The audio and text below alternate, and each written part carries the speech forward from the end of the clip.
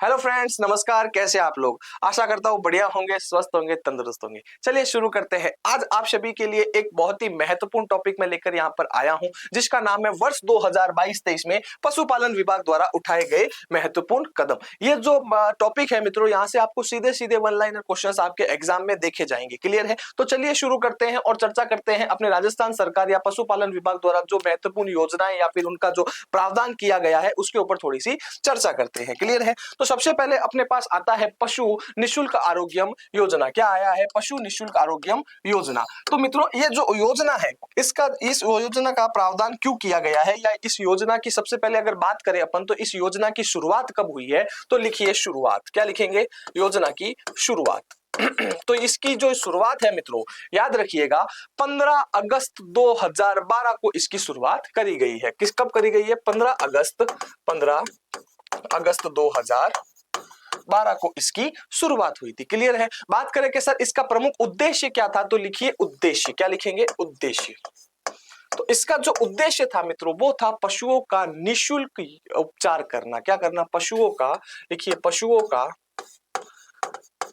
का निशुल्क उपचार। निशुल्क उपचार करना। क्या करना? उपचार। पशुओं का निशुल्क उपचार करना। क्लियर है? बात आई यहां तक समझ में? बात करें सर इसमें कितने पैसे या कितने व्यय किया गया है, कितने पैसों का प्रावधान, इसमें कितने रुपए का प्रावधान दिया गया है, तो इसमें जो व्यय करने की जो राशि बताई गई है मित्रों सरकार द्वारा, वो बताई गई है। लिखिए कुल व्यय। तो इसमें जो कुल व्यय था अपना, वो है 143 करोड़ रुपए। कितने? 143 करोड़ रुपए। 143.15 करोड़ रुपीस। कितना? 143.51 करोड़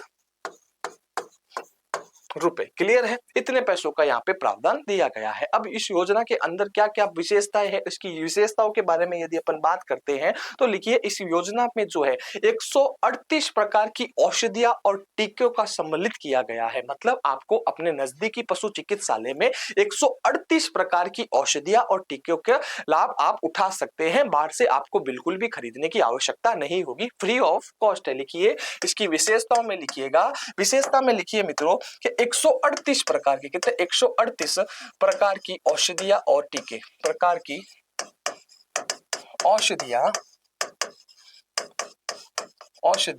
प्लस टीके यहां पर आपको मुफ्त में दिए जाएंगे, अर्थात आपके पशुओं का समस्त इलाज जो है फ्री ऑफ कॉस्ट में किया जाएगा। ठीक है? और इसी के साथ जो है 20 प्रकार के, कितने? 20 प्रकार के सर्जिकल कंज्यूमेबल का प्रावधान भी किया गया है। लिखिए 20 प्रकार के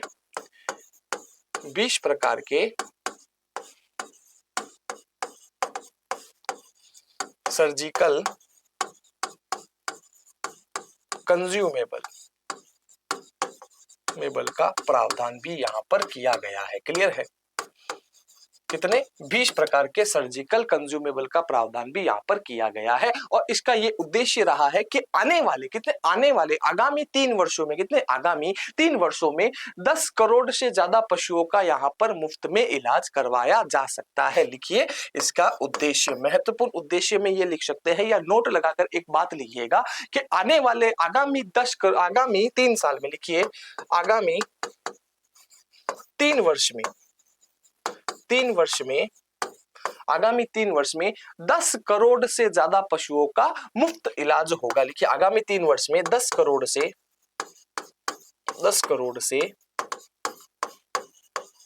ज्यादा पशुओं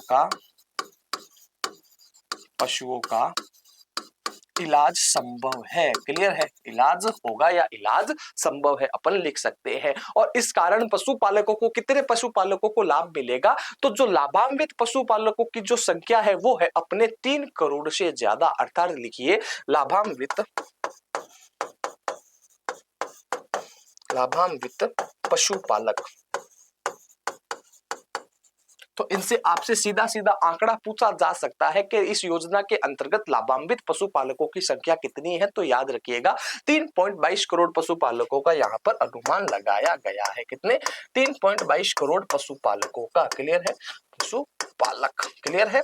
इन सभी को यहाँ पर मुफ्त में इलाज किया जाएगा। आई बात समझ में? चलते हैं आगे।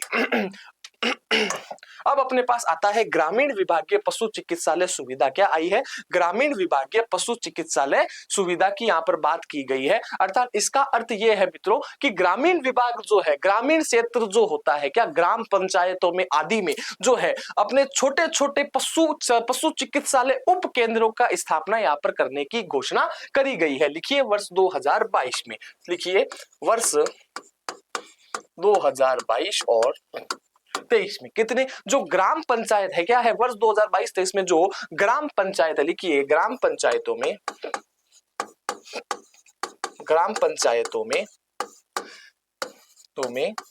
पशु चिकित्सा उप केंद्र खोलने की या उप केंद्र स्थापित करने की बात यहां पर करी गई है। पंचायतों में पशु चिकित्सालय उप केंद्र, पशु चिकित्सा उप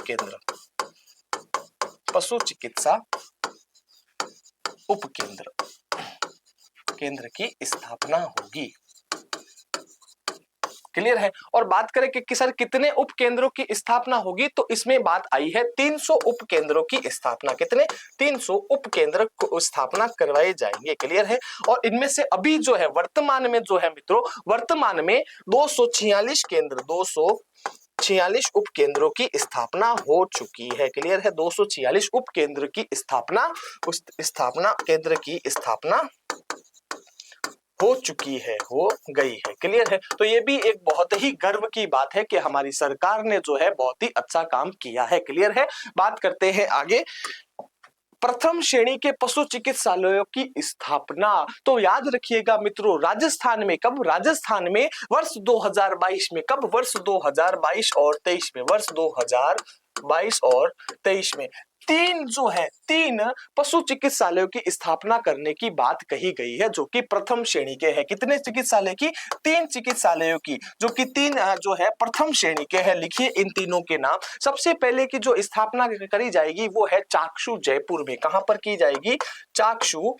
और चाक्षु कहां पर है? जयपुर में है। कहां पर है मित्रों? जयपुर में है। क्लियर है? बात करें इसके साथ साथ दूसरा कहां पर होगा, तो दूसरा होगा अपने कुचामन में। कहां पर होगा? कुचामन में। कुचामन। और कुचामन कहां है मित्रों? नागौर में है। कहां पर है? नागौर में। क्लियर है? और इसी के साथ बात करें सर तीसरा कहां होगा, तो तीसरा जो है मित्रों नवलगढ़ झुंझुनू में। कहां होगा? नवलगढ़ झुंझुनू में इसकी स्थापना करी जाएगी। क्लियर है? झुंझुनू में इसकी स्थापना की जाएगी। और इसी के साथ नोट लगाकर एक बात लिखिए कि वर्ष 2022-23 में ही नाथद्वारा में, कहां पर? नाथद्वारा में किसान प्रशिक्षण संस्थान की स्वीकृति को मंजूरी दे दी गई है। क्लियर है? लिखिए, नोट लगाकर लिखिए नाथद्वारा में। कहां पर? नाथद्वारा में किसान प्रशिक्षण संस्थान को स्वीकृति दी गई है। क्लियर है? नाथद्वारा में किसान प्रशिक्षण संस्थान को स्वीकृति। क्लियर है? तो इस बात को भी आप अच्छे से याद रखिएगा। क्लियर है? बात आई समझ में? आगे चलते हैं। अब अपने पास आता है मुख्यमंत्री कामधेनु बीमा योजना। बहुत ही महत्वपूर्ण है मित्रों, ध्यान से समझिएगा। ये इससे एक ना एक सवाल जरूर से जरूर आपसे परीक्षा में पूछा जाएगा, यहां से सवाल जरूर छपेगा। क्लियर है? तो लिखिए इसमें कि इस जो योजना है, इस योजना की जो शुरुआत हुई थी वो हुई थी अपने 6 सितंबर 2023 को। कहां हुई थी? लिखिए शुरुआत में लिखिए इसकी जो शुरुआत है वो हुई थी अपने 6 सितंबर 2023 में। कहां पर? 6 सितंबर 2023 में। और बात कर ले कि सर कहां से हुई थी, तो याद रखिएगा ये इसकी जो शुरुआत है वो हुई थी गुलाबपुरा भीलवाड़ा से। कहां से? गुलाबपुरा जो कि कहां है? भीलवाड़ा में है। कहां पर है? भीलवाड़ा में है। और किसके द्वारा इसकी शुरुआत करी गई थी, तो एक तो अपने मुख्यमंत्री, किसके द्वारा? मुख्यमंत्री श्री अशोक जी गहलोत के द्वारा इसकी शुरुआत करी गई थी। और उन्हीं के साथ जो है मल्लिका अर्जुन भी उनके साथ वहां उपस्थित थे। बात करें सर मल्लिका अर्जुन कौन है, तो कांग्रेस के राष्ट्रीय अध्यक्ष है। लिखिए मुख्यमंत्री अशोक गहलोत द्वारा। मुख्यमंत्री अशोक गहलोत। और इनके साथ वहां पर कौन मौजूद था? इनके साथ मौजूद थे मल्लिका अर्जुन। कौन थे? मल्लिका अर्जुन। क्लियर है? मल्लिका अर्जुन। और मल्लिका अर्जुन की बात करें मित्रों तो मल्लिका अर्जुन कौन है? राष्ट्रीय अध्यक्ष। किसके? कांग्रेस पार्टी के राष्ट्रीय अध्यक्ष है। क्लियर है? राष्ट्रीय अध्यक्ष ब्रैकेट में लिख दीजिए कांग्रेस। क्लियर है? तो इस बात को भी आप अच्छे से याद रखिएगा। इसके साथ साथ ही आपके जो है करंट भी क्लियर होता चला जाएगा। और इसमें बात करें मित्रों के इसमें क्या होगा तो प्रत्येक जन आधार पर क्या है, जिस किसी पशुपालक के पास जन आधार कार्ड बनाया हुआ है, क्या है? जन आधार कार्ड बना हुआ है, तो उस पशुपालक को कोई भी दो दुधारू नस्लों पर, दो दुधारू पशुओं पर उसका बीमा करवाया जाएगा, जो कि 40,000 राशि प्रदान करेगा। लिखिए, जन आधार कार्ड द्वारा, जन आधार कार्ड द्वारा बीमा होगा। क्लियर है? और कितने पशुओं का होगा तो दो पशुओं का। और दोनों पशु कौन होने चाहिए? दुधारू पशु होने चाहिए। कौन होने चाहिए? दुधारू पशु होने चाहिए। कौन होने चाहिए मित्रों? दुधारू पशु होने चाहिए। क्लियर है? और बात करें इसमें राशि कितनी है तो इसमें राशि की बात करें तो 40,000 है। कितनी है? बीमा राशि कितनी है? लिखिए बीमा राशि, इंपोर्टेंट करके लिखिएगा मित्रों, बीमा राशि। लिखिए बीमा राशि। बात करें सर बीमा राशि कितनी है तो बीमा राशि इसमें 40,000 प्रति पशु है। क्या है? 40,000 प्रति पशु। क्लियर है? प्रति पशु। अब आई समझ में? तो आशा करता हूं ये जानकारी आप सभी के लिए बेहद ही फायदेमंद रही होगी। और महत्वपूर्ण तो ये इतनी है मित्रों कि जब आप पेपर दोगे तो आपको इसकी महत्वता समझ में आएगी। क्लियर है? तो इसी प्रकार से हमारे साथ बने रहिए। अगर वीडियो पसंद आए तो चैनल को सब्सक्राइब करिए और बेल आइकन दबा दीजिए, जिससे क्या होगा, आने वाले मेरे और भी नए वीडियोस आपको समय पर मिल जाएंगे। क्लियर है? तो आज के लिए बस इतना ही, फिर अपन पढ़ेंगे नेक्स्ट अगली क्लास में। तब तक के लिए धन्यवाद, बाय बाय, जय हिंद, जय राजस्थान।